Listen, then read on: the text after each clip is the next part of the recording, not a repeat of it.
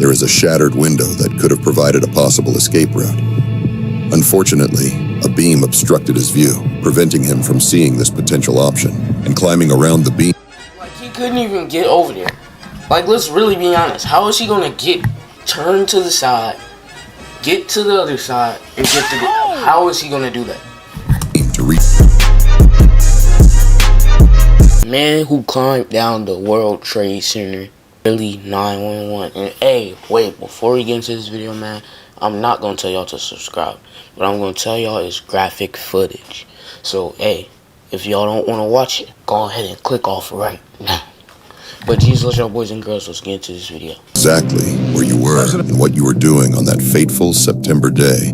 Chat, I wasn't even live. I'm not even live. And it's outrageous that I just paused the video 6 seconds before the video even started. That's crazy. 2001. At obviously a very disturbing live shot there. That is the World Trade Center. The tragic stories of that day, like the final phone calls from those trapped in the towers, the passengers on the hijacked planes, and the firefighters who rushed in to save lives but never made it back, are seared into our collective memory. So many stories captured the tragic loss of that day. But there's one story you might not have heard before. Although there's little footage of the incident, many eyewitnesses saw it unfold. Today, we're going to talk about the man who attempted to climb his way down the Twin Towers. At approximately... That's crazy, bro. That's crazy. I hope he made it down safely, bro. But it was 2 planes crashed, so I don't really know. But that's crazy, man. That's crazy. 8:46 a.m., a loud boom shook the city. The North Tower was on fire, burning with a gaping hole going through it. At first, no one knew what was happening. Many heard a loud boom, but had no idea what had caused the North Tower to catch fire. 15 minutes later, as suspicions of an accident or natural disaster arose, their worst fears were confirmed, and the truly horrifying reality was revealed, captured for the world to see.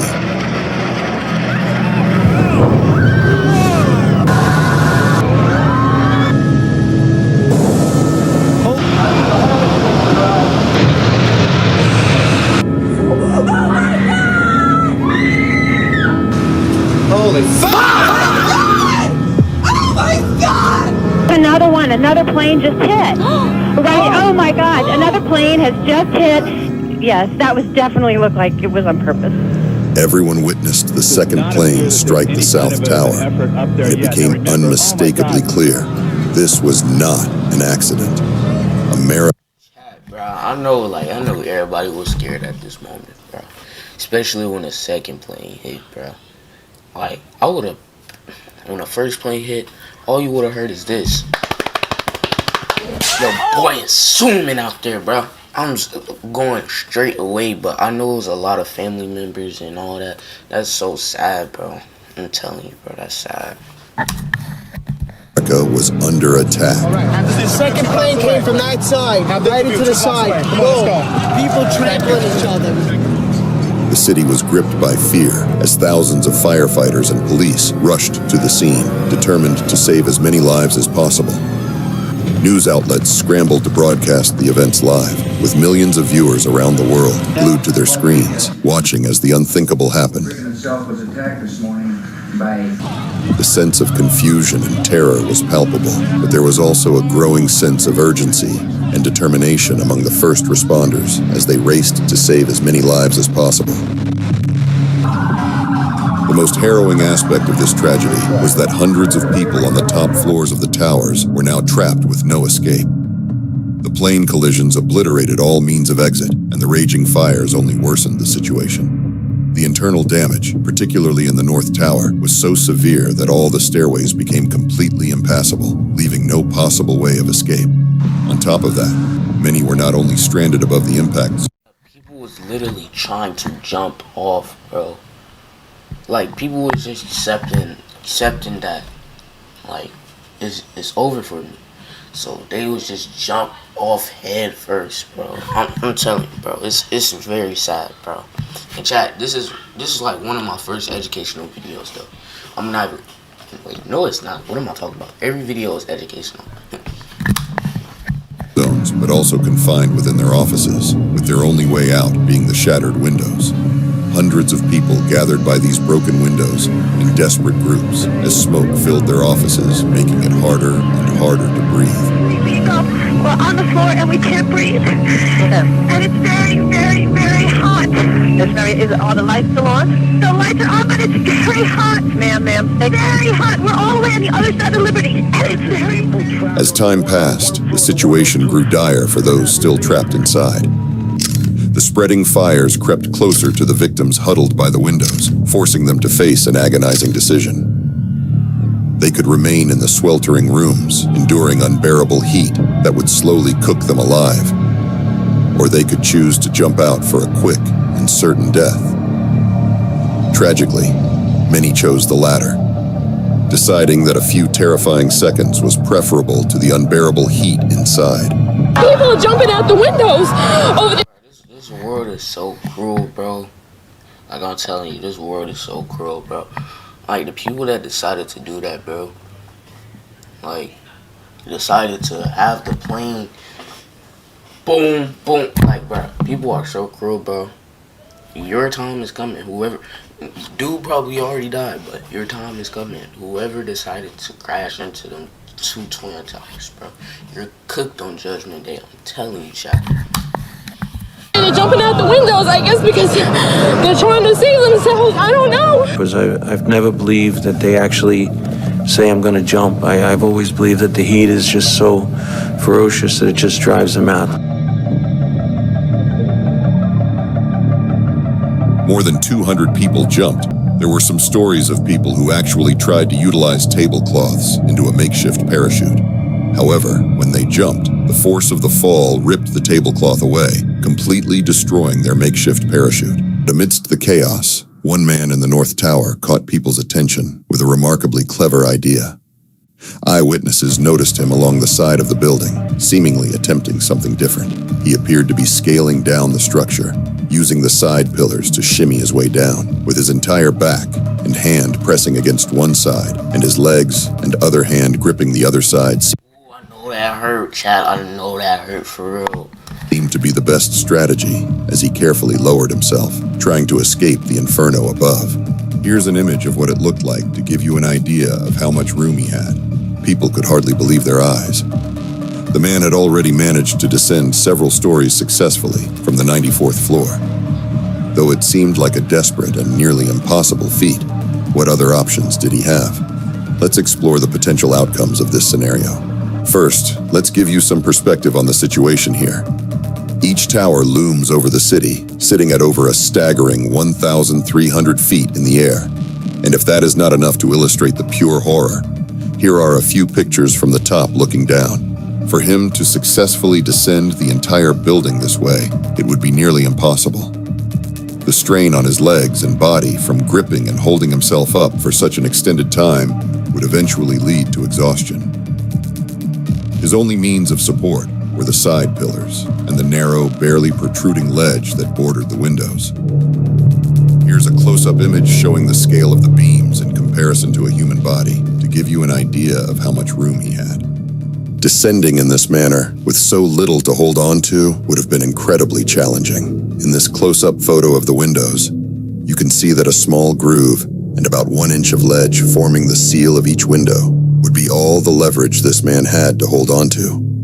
But even if he somehow managed to make it that far, another major obstacle would arise as he neared the lower levels. See these lines on the towers? They indicate a change in the building's design that would have blocked his descent. Notice how the pillars come in, making it very difficult to squeeze through. There's no way he could have had any leverage with such a narrow passageway. This would have obstructed his path, making it nearly impossible to continue downward efficiently. However, these floors, if reached, were mechanical floors, which lacked windows due to their design for housing equipment. Although the pillars narrowed by about 10 inches, if he had made it that far, he might have dropped through the tight gap into the mechanical floors below. From there, he could potentially have found a way to escape down the tower stairway. That is still a pretty far climb. His goal was likely to reach a lower floor and re-enter the building through a window that was intact below the wreckage and fire, hoping to access the indoor exits. But this approach faced a significant challenge. The windows in the towers were made of thick, tempered glass, designed to withstand high winds and other environmental stresses that skyscrapers encounter. Breaking through these windows would have been nearly impossible. He would have needed to be fortunate enough to find a window below him that was either already open or broken. In this heart-wrenching photo, just to the left of him, there is a shattered window that could have provided a possible escape route. Unfortunately, a beam obstructed his view, preventing him from seeing this potential option, and climbing around the beam. Like, he couldn't even get over there. Like, let's really be honest. How is he gonna turn to the side, get to the other side, and get through? How is he gonna do that? To reach the other side would have been incredibly challenging, especially while trying to maintain a tight grip. Many onlookers captured the scene on their cameras and couldn't believe what they were seeing as he managed to descend nearly 20 floors, from the 94th floor down to around the 70th. But as he clung to the building, something terrible happened next. Take two. Take two and 2, 1. This is as close as we can get to the base of the World Trade Center. You can see the firemen assembled here, the police officers, FBI agents, and you can see the two towers. A huge explosion now, raining debris on all of us. We better get out of the way! The South Tower began to shake and rumble, eventually collapsing into a massive cloud of debris. It's gone! It's the whole tower! It's gone! Holy crap! They knocked the whole freaking thing down! When the dust finally settled, the man was gone. No one saw him after that, and his fate remains unknown. Many believe that the collapse of the South Tower likely had something to do with it. People who were there that day reported that when the South Tower collapsed, the North Tower started shaking violently with a deafening roar. These forces alone would have been enough to cause this man to lose his grip and fall. Tragically, while several people attempted to escape in this way, none, as far as we know, succeeded. For the longest time, nobody knew who this man was, but with some deep research, we may have connected the dots. The man was climbing down the towers using a technique commonly known by rock climbers as a chimney climb. It's a well-known technique of scaling up and down tight spaces while using your body in the most efficient way possible. After researching info from the deceased victims from the North Tower, one of them was known to be an avid rock climber. His name was Frank Bennett Reisman. If anyone was seen scaling down the tower successfully and conducting these maneuvers, it likely would have been him. I can't imagine anyone else knowing exactly how to do that. Honestly, it's astounding he was able to climb down as far as he did, if at all. And to think that the only thing that knocked him off was the South Tower collapsing. What an incredible story this could have been had he made it out. He could have been the only person to witness what was actually happening. No one above the impact zone lived to tell what it was actually like up there. Whether he made it inside or fell, it's a detail that shouldn't overshadow the powerful lesson in this man's actions. His story shows the incredible lengths people will go to survive, to see their families, to hold on to life. Think about it. He was just an ordinary guy who went to work that day, with a normal office job.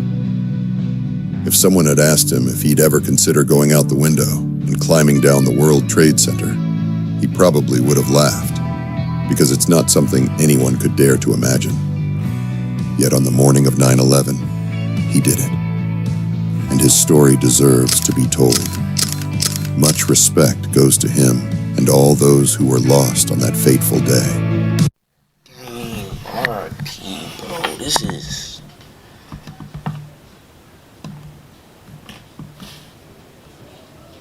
Chad, this stuff is sad, bro. Like, R.I.P., bro. Proverbs 3 verse 1. My son, do not forget my law, but let your heart keep my commands. For a length of days and long life and peace they will add to you. Man, Jesus loves y'all boys and girls, man. It's a crazy video, bro. Make sure y'all go ahead and like the video. Jesus loves y'all boys and girls. 3S Nation for life. Man, y'all have a good day. Peace.